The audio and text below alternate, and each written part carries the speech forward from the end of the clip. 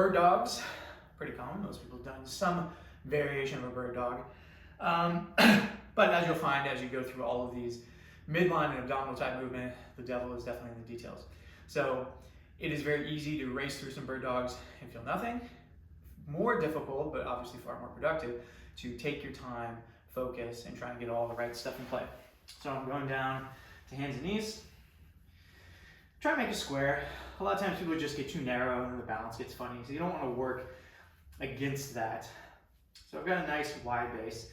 And the first thing I'm going to do is really just test my balance and make sure that I can even stabilize. This by itself can be problematic. It can cause pain. I shouldn't say it can cause pain. It is the precursor to understand that if you do have pain in this movement, you can do that instead. So if you can do this, great. Your next goal is basically reach out. And what this does is creates levers off to the side and backwards to then challenge what's going on through here. So number one mistake to avoid is too much movement. A lot of times bird dogs end up looking something like this. And they're just all over the place. You want to be as quiet and as still as possible in everything except that reach. So I like to think of getting totally locked in, maintain just an ordinary amount of lumbar curve. You don't have to do anything in particular. Just think of squeezing so that you can stay neutral. I pick up my hand and my knee and I reach out. My goal here is to move basically nothing but my hand and foot and then challenge all of this bracing as opposed to getting too high. As I go, I lose my balance and I'm trying to counter with some hip activity. Movement is the enemy, stillness is the goal.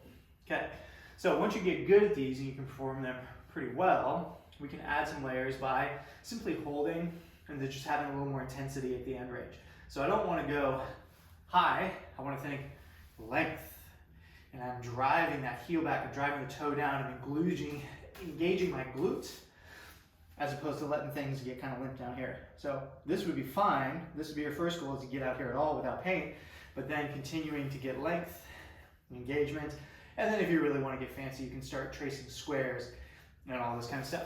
But for now, your goal is balance, stillness in your movement, being very methodical, enjoying that tempo, and avoiding the extraneous movement that comes along with essentially being unprepared to handle those forces. So handle the force, get locked in, start to move, and then notice where you start to move so you can quiet that down and start to build that resiliency, the sort of like anti-movement resiliency in your bird dogs. And then from there, again, this goes back to Stuart McGill, back mechanic, I believe also one of his big three. Super great for low back, super great for kinesthetic awareness type of stuff, and just a good foundation for your toolkit.